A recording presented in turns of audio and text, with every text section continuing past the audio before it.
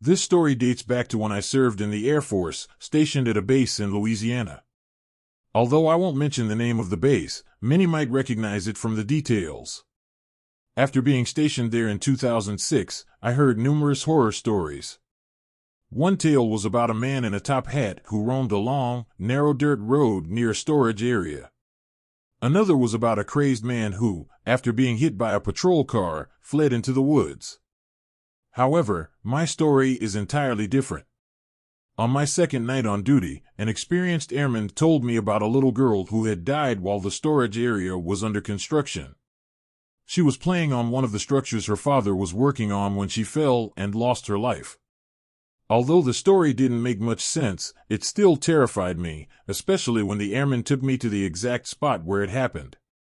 He turned off the engine and the music, leaving us in eerie silence. Despite his attempts to scare me, nothing happened that night.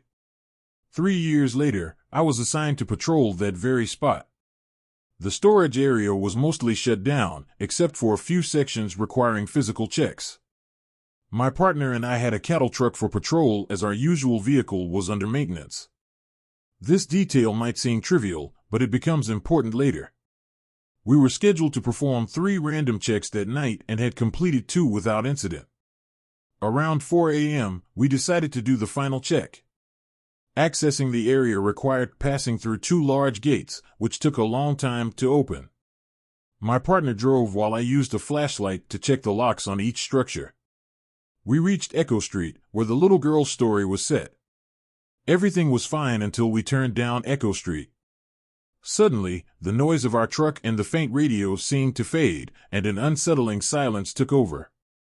Halfway down the road, I heard a sound that nearly made me lose control.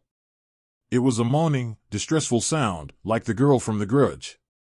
It echoed inside the truck, sending chills down my spine. At first, I thought my partner was playing a prank on me. The sound was so unexpected and eerie that I could hardly believe it was real. I turned to my partner, expecting to see a mischievous grin on his face, but instead, he looked genuinely confused. He wasn't hearing anything out of the ordinary.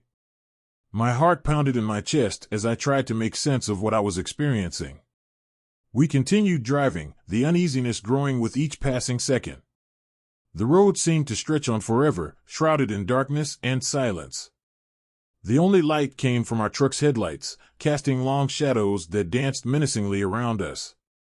The oppressive silence was broken only by the occasional crackle of static from the radio, adding to the surreal atmosphere. As we approached the end of Echo Street, I heard the moaning sound again. This time, it was louder and more insistent, as if someone was in terrible pain. I could feel my blood run cold. I turned off the radio and signaled my partner to stop the truck. We sat there in the darkness, listening. The sound seemed to come from all around us, enveloping the truck in a cocoon of fear. My partner and I exchanged worried glances. "Did you hear that?" I whispered, my voice trembling. He nodded, his face pale. "What the hell is that?" he replied, his voice barely audible. We both listened intently, the sound growing louder and more desperate. It was unlike anything I had ever heard before, a haunting wail that seemed to come from the depths of despair. We decided to get out of the truck and investigate. Stepping into the cold night air, I felt a chill run down my spine. The moaning was even clearer now, echoing through the empty storage area. We followed the sound, our flashlights casting eerie beams of light on the abandoned structures. The place looked even more desolate at night, with shadows lurking in every corner. As we walked, the sound led us to an old, dilapidated building. The windows were broken, and the door hung ajar, creaking softly in the breeze. We hesitated at the entrance, our instincts screaming at us to turn back, but curiosity and duty pushed us forward. We stepped inside, the floorboards creaking under our weight.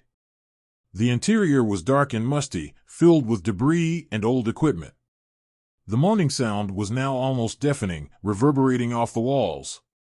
We moved cautiously, our flashlights illuminating the dust particles suspended in the air.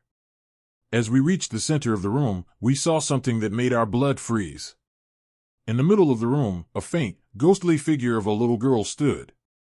She was wearing an old-fashioned dress, and her face was pale and sorrowful. She seemed to be weeping, her cries the source of the haunting moan. We were paralyzed with fear, unable to move or speak. The sight was both tragic and terrifying, a reminder of the story we had heard years ago. Suddenly, the figure looked up, her eyes meeting mine. There was a deep sadness in her gaze, a plea for help that tugged at my heart. But before I could react, she vanished, leaving us in stunned silence. The moaning ceased, and the room was plunged into an eerie stillness. We stood there for what felt like an eternity, trying to process what we had just witnessed. Finally, we gathered our wits and hurried back to the truck. We drove back to the base in silence, the experience too surreal to discuss. When we reported the incident to our flight chief, we expected disbelief. Instead, he listened intently and then told us that he had experienced something similar twice before. I only returned to that storage area once after that, but never at night, and certainly never down Echo Street. The memory of that night still haunts me, a chilling reminder of the unknown horrors that lurk in the shadows.